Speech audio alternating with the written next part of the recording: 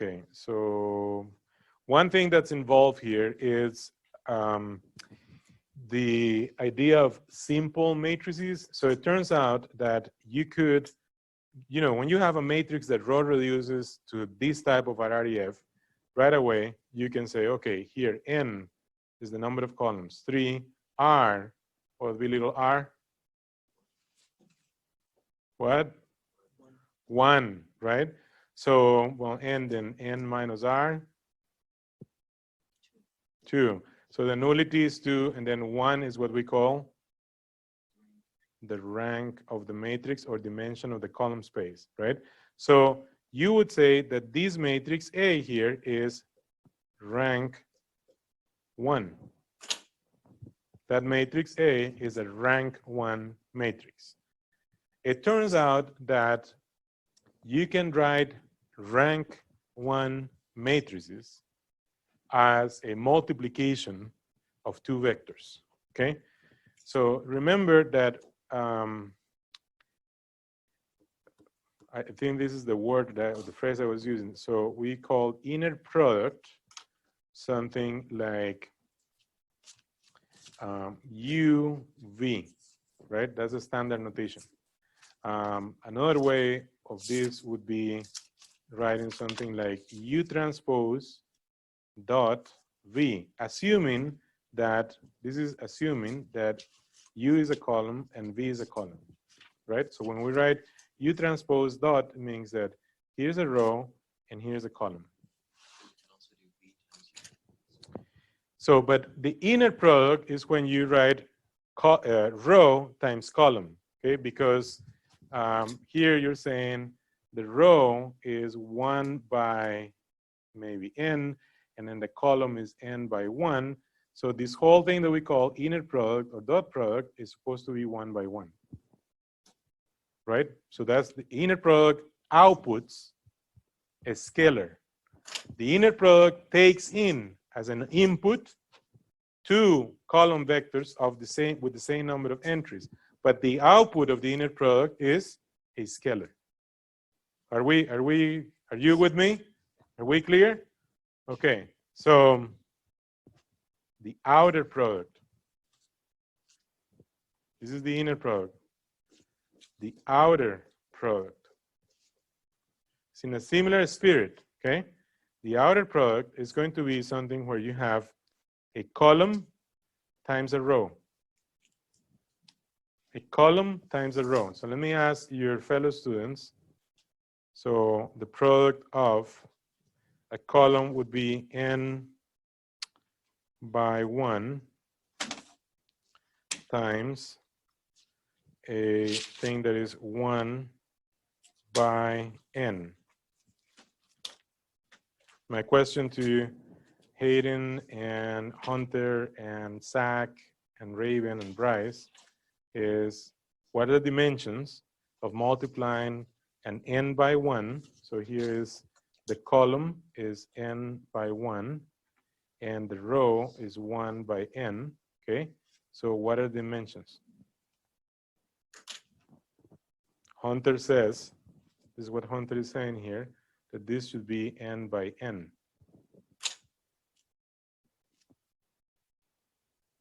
Do you agree? Yes. So What's the first one? 4 by 1? it's a column. Yeah, it's hard to see. This is n by 1. So the outer product involves things that look like that, but remember, so if they're vectors, so this is U times V transpose.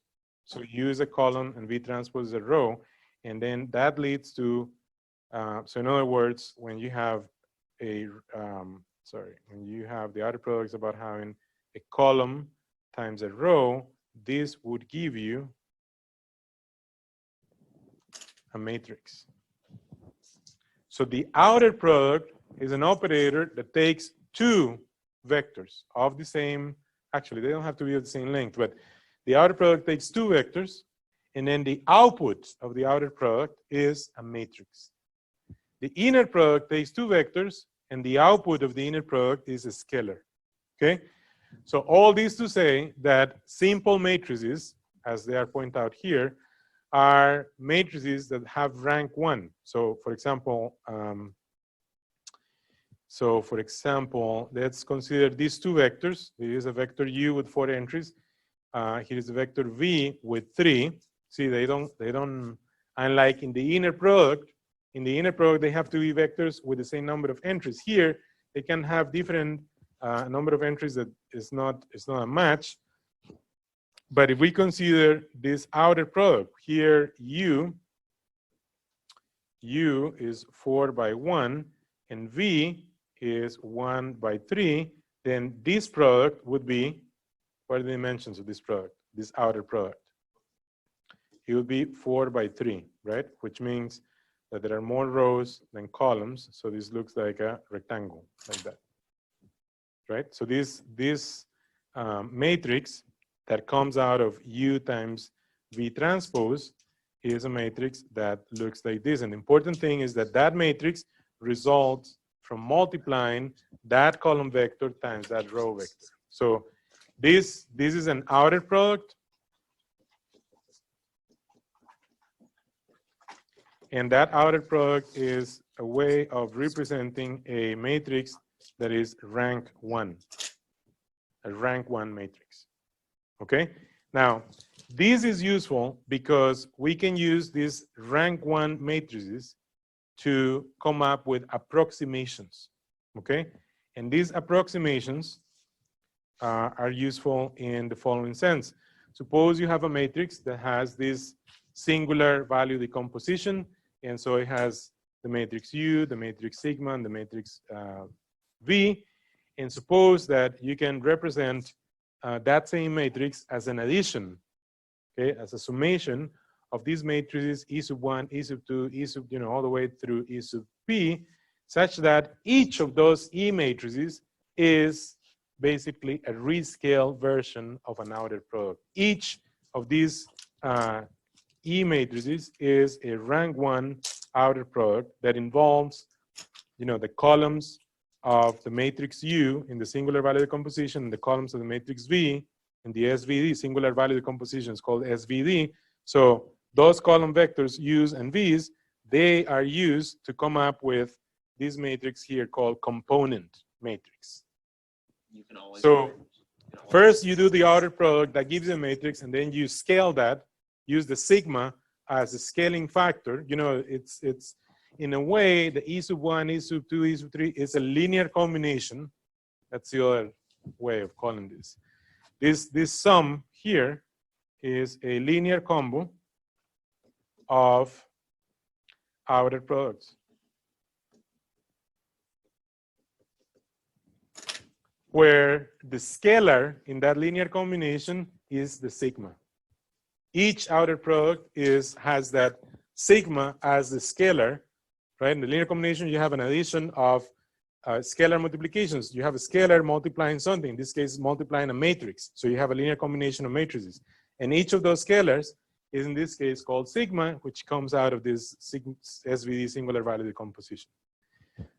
So why is this good? Approximations are for approximating, right? So if you want to approximate, it's like, well, I don't need the whole thing. I can just compute an approximation. How does this help with approximations? Because you would like to approximate A by using partial sums of the component matrices.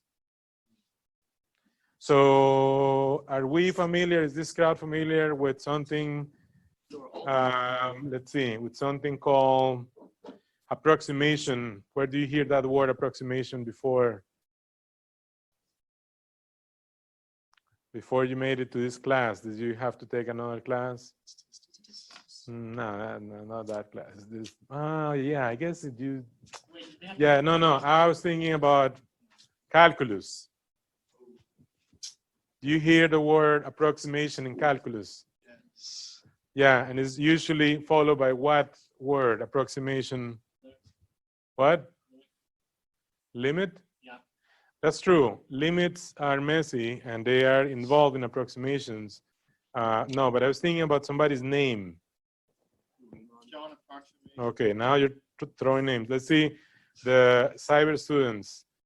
Tell me names of things you have heard maybe in calculus or some other math class that relate to functions and approximations of functions. Here, what do you say, Riemann? You said something about Riemann. Okay, so that has special scaling. Spelling, which I don't remember right now if it's 1 M and 2. And so there's Riemann approximation. What else? So I want to hear also from Raven, Bryce, Zach, Hunter, Aaron, approximations in calculus maybe. Riemann approximation certainly is one of them, and certainly Riemann involves limits. But what else? What are some other names? Approximations of functions.